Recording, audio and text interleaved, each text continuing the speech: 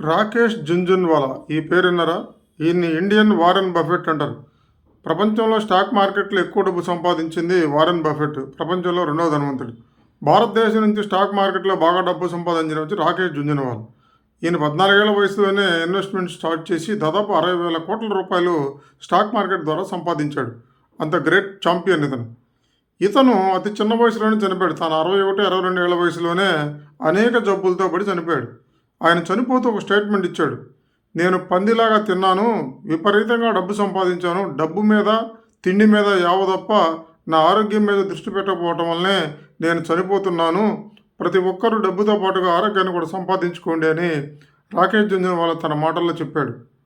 అంటే ఒక్కరోజు కూడా ఎక్సర్సైజ్ చేయకుండా కుర్చీలో కూర్చొని, కుర్చీ కూడా గదిలో ఆఫీస్లో అటు ఇటు అదే మూవ్ అవుతూ ఉంటుంది, లేచి నుంచే ఉన్న పని లేదు. తన కాన్సన్ట్రేషన్ అంతా దాని మీదే పెట్టాడు.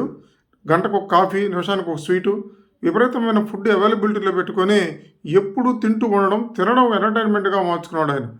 ఫుడ్ అవైలబిలిటీ వలన ఎక్కువగా తినేసి బాగా లావ్ అయిపోయి కదలలేక షుగరు, బీపీ, కొలెస్ట్రాల్ విపరీతంగా పెరిగిపోయి ఆయన చిన్న వయసులోనే చనిపోయాడు. చివరికి ఆ డబ్బును కూడా అనుభవించలేకపోయాడు.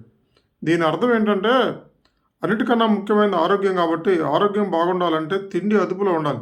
ఒకప్పుడు ఫుడ్ అవైలబిలిటీ ఉండేది కాదు. అవైలబిలిటీ అంటే బజార్ వెళ్ళాము, టీ అవైలబిలిటీలో ఉంది, అక్కడ సమోసా అవైలబిలిటీలో ఉంది, లేదా ఒక బిస్కెట్ అవైలబిలిటీ ఉంది. ఎవరైనా ఫ్రెండ్ ఇంటికి వెళ్ళాము, వాళ్ళు ఏమంటే స్వీట్ హాట్ ఎత్తుకొచ్చి పెడుతున్నారు. ఆఫీసులో కూర్చుంటే టీలు, స్నాక్స్. ఎక్కడ చూసినా ఫుడ్ అవైలబుల్గా ఉండటం వలన అవసరం ఉన్నా లేకపోయినా టేస్ట్ కోసం మనం విపరీతంగా ఫుడ్ తినేసి ఎక్కువ క్యాలరీస్ పొందేసి దాని ద్వారా ఆర్గాన్స్ అన్నిటికీ లోడ్ ఎక్కువయ్యి బీపీలు, షుగర్లు, థైరాయిడ్లు ఇలా రకరకాల ప్రాబ్లమ్స్ అన్నీ అరైజ్ అవుతున్నాయి. అట్లాగే ప్రతిరోజు ఎక్సర్సైజ్ చేయకపోవడం, లేటుగా పడుకోవడం, సరిగా నిద్ర లేకపోవడం, ఇవన్నీ చేసిన తప్పుల వలన మనుషులు తన ఆరోగ్యాన్ని త్వరగా కోల్పోయి లైఫ్ స్పాన్ తగ్గిపోతుంది. కాబట్టి ఎంత డబ్బున్నా, ఎంత సంపద ఉన్నా ఆరోగ్యం మీద కాన్సన్ట్రేట్ చేయండి. ఖచ్చితంగా ఎక్సర్సైజ్ చేయండి, 4ని అదుపులో పెట్టండి, తిండి తక్కువ తినండి, అవసరమైన ఆహారం మాత్రమే తినండి.